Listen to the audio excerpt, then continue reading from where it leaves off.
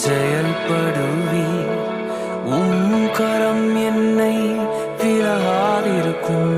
என் இயலாமையில் நீர் செயல்படுவீர். கரம் என்னை விலகாதிருக்கும். மலைகளை பெயர்ப்பீர் என்றார், என் தடைகள் உமக்கு